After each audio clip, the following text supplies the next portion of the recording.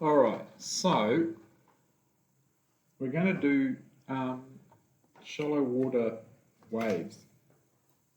So they are actually, the equations are identical to gas dynamics, and even some of these examples are more typically done for gas dynamics. I've just chosen shallow water waves because we can relate to them more. They're easier to understand, but the equations are identical. So let's just have a look here at the equations of motion. So what we've got some region here of fluid which has height h, which depends on x and t, and it's flowing with velocity u of x comma t. So the reason it's shallow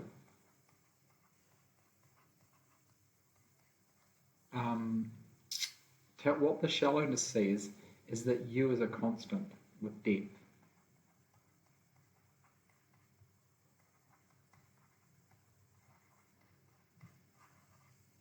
So that doesn't seem too that's clearly not true for more complicated waves you get overturning and all kinds of stuff. But these shallow water equations are very widely used. In fact, the tsunami modelling that's being done by loads of people just uses these shallow water equations, almost the identical equations we're going to derive.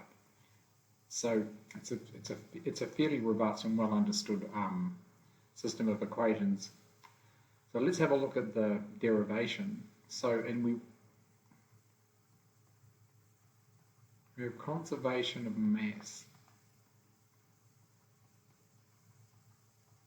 So as always,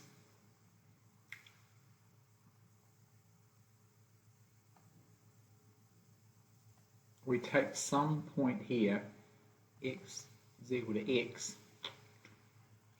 and then here x is equal to x plus delta x. Oops, I don't know what that means, x is equal to x plus delta x. You know what I'm saying. We go from x to x plus delta x. Okay, so it probably should be x naught or something like that, but we'll just keep it as x. We go between x and x plus delta x. So we've got the rate of change of the integral, rate of change of time of the integral from x to x plus delta x. And we've got the density of the fluid, which is a constant. So it's just going to disappear out of our equations, multiplied by h, multiplied by the integral of that dx. So that's the rate of change of fluid in this region. Must equal the flow in minus the flow out, just like the cars.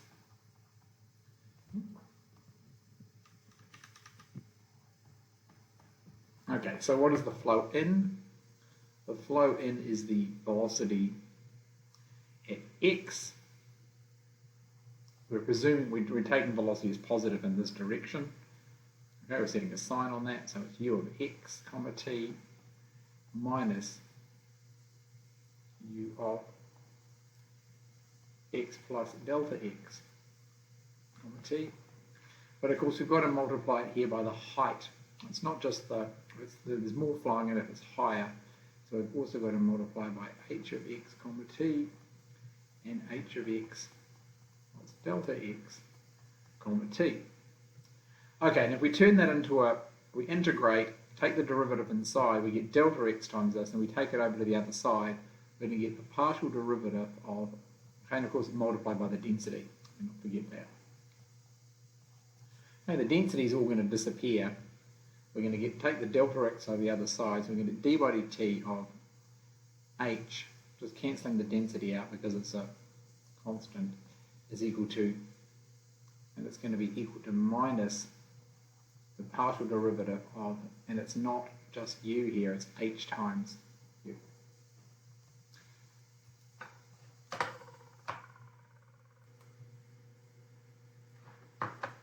So I'm going through this kind of quickly because this conservation laws is not something that's, for this particular equation, I probably wouldn't ask you to do this.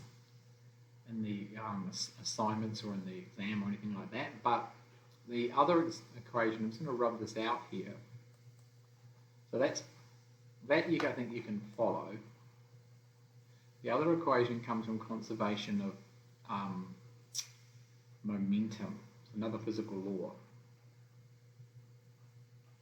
It's basically for the Newton's law of motion. Maybe conservation of momentum is a bit silly. It'd be easier to think about it as conservation of momentum.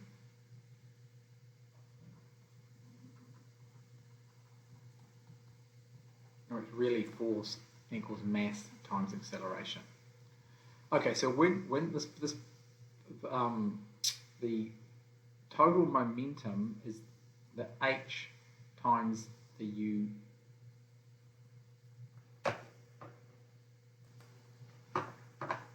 So the momentum, the rate of change of momentum here, the momentum is the integral from x to x plus delta x of the density times the height times the u. Yeah? So this is the fluid, mass.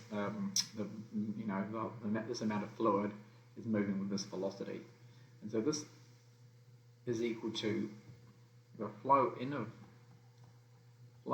momentum, which is a bit tricky to work out, maybe flow out, and then plus the force difference.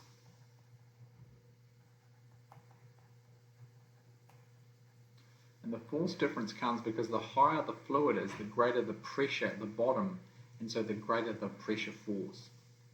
Alright, so once we set this up, we can just work out what the flow in minus the flow out. So the flow in, and this is the flow in minus the flow out of momentum. So the flow in of momentum is going to be h times u, the rate of flow in.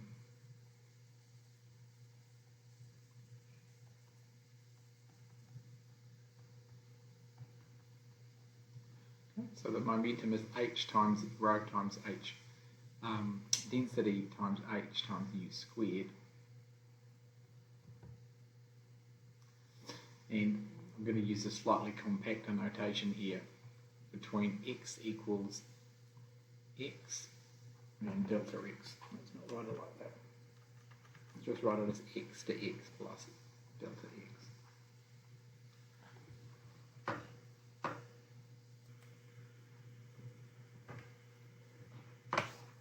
Okay, and then what is this force difference? Well, the force difference, the force is given by the height of the water column. The total force is the height of the water column squared, because the force linearly increases, the pressure linearly increases, multiplied by gravity.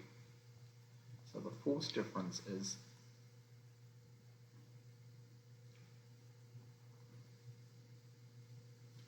rho g h of x squared.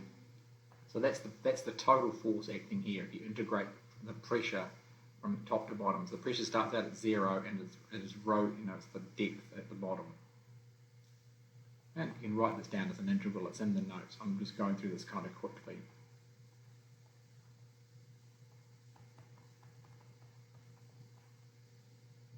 All right, and as always, then we take it, integrate, we get a delta x which comes over and becomes differentiation of these functions.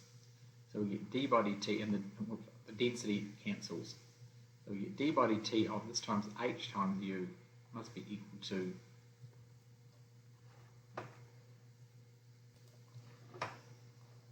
okay, I've forgotten a minus in here, just checking this out. Okay, and then it's going to be, so this just pulls over an x derivative of hu squared minus an x derivative of a half g h squared. Alright, so that's a system of equations. There's two equations here. And we're going to have to try and look, and so we've got two equations. And they're a bit of a mess. So it's a coupled system of equations. and one involving the derivatives of h and u. It's two equations and two unknowns, okay, both of which are first order but non-linear. So what we're going to do now, the next step is we've got to simplify these equations.